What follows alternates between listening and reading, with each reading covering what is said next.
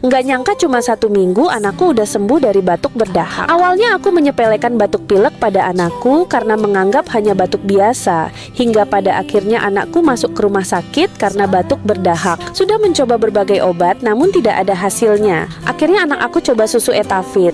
Alhamdulillah cuma dalam 1 minggu anakku sembuh dari batuk berdahak berkat susu Etavit. Selain itu juga sudah BPOM dan halal MUI, jadi aman dikonsumsi. Buat kalian wajib banget cobain susu Etavit sekarang juga.